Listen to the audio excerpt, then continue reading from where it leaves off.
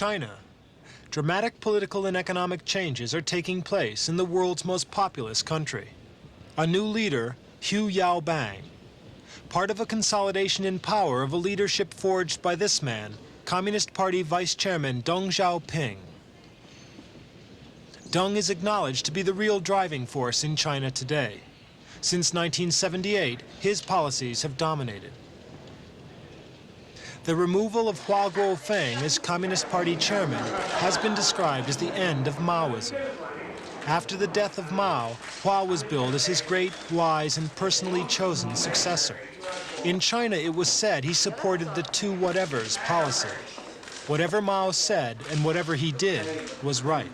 But the Chinese have not been so enthusiastic about Maoism without Mao. Hua was associated with the excesses of the Cultural Revolution and demoted.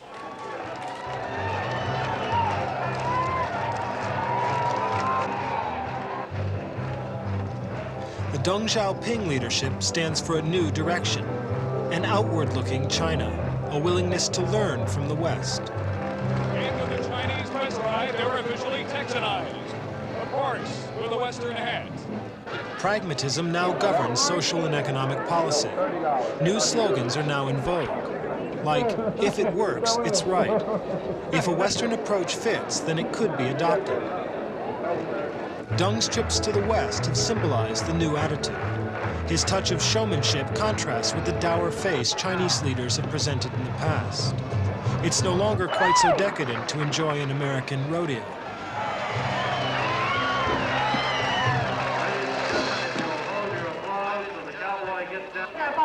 What he has seen in the West has influenced Deng's economic policies for China.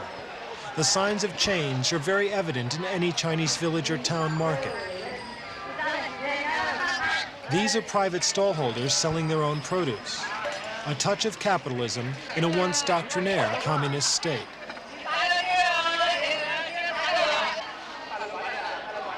Now there are two different economies in China, the state and the private. The private market offers the chance to buy food which is often either stale or scarce in the state stores. And here you can haggle over prices.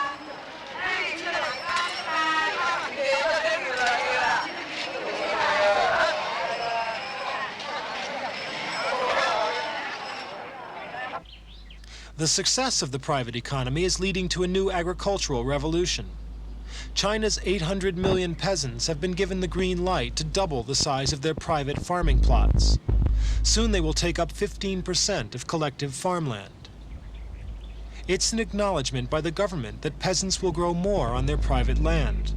This is a complete turnaround from the years of the Cultural Revolution. Then private agriculture was abolished as a remnant of capitalism.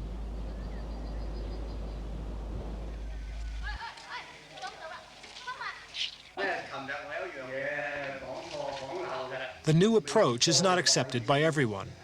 Some local Communist Party leaders believe the new system will widen the gap between rich and poor. Townsfolk are already envious of the money some peasants are able to make on their private plots. Here in the south of China, there are signs of prosperity in peasant homes.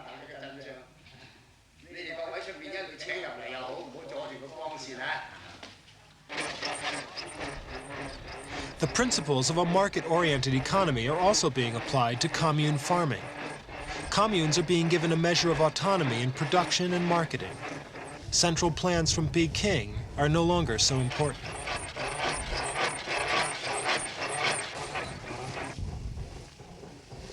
It's hoped that local initiative will lead to more variety of produce. Cereals, for example, are no longer considered top priority. It's hoped that if peasants have different food to sell, then trade and investment will be stimulated. Behind the plans is the realization that China must modernize or starve.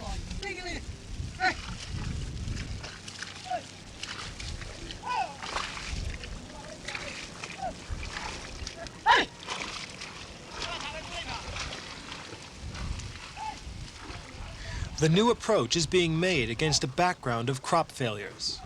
For the first time, the People's Republic has sought international famine relief for the provinces of Hebei and Hubei. It's hoped decentralization and private farming will raise production. the annual collective share-out is becoming much less important. The commune organization will remain. This is still considered the best way of mobilizing this vast and varied country. One example of the new approach to agriculture is in the production of lychees. The lychee is a Chinese specialty. Beneath a dry, red, corrugated shell is a sweet and fragrant fruit.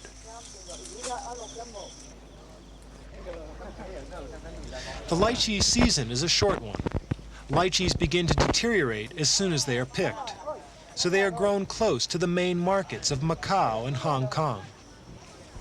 But the government would like to extend the growing of lychees. It's a crop with great potential. Overseas Chinese may buy a tree for about 25 American dollars.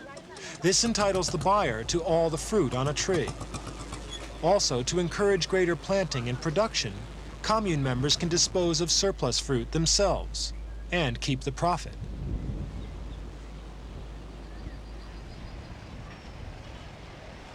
Change has not been confined to the countryside. This is the provincial center of Sheki in Guangdong province.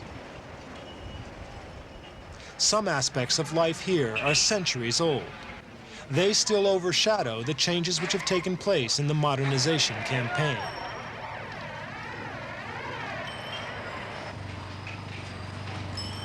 But behind the facades are signs of change.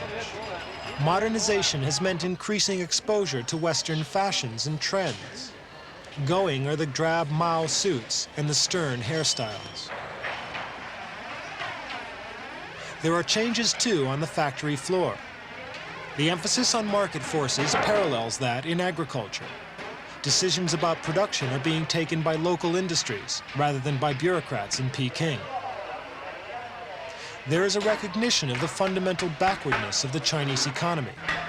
Since 1949, China has not developed into an industrial giant.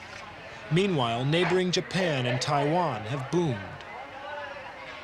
Now, China is trying to learn from their example.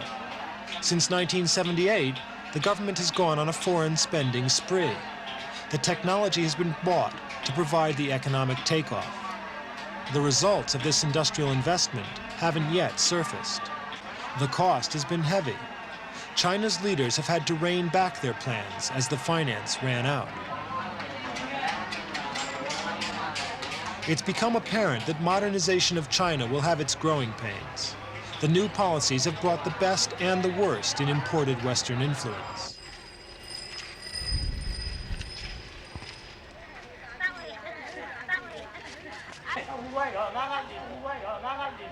Although most Chinese appear to welcome the new liberalism, there are signs of unease. The changes on the farms and in the factories have led to increasing unemployment. Chinese complain of dearer food as inflation is rising. So too is crime. At present, though, Deng Xiaoping and the new leadership seem to be firmly in control. They know there'll be pain along with the progress, but they're convinced China has no alternative.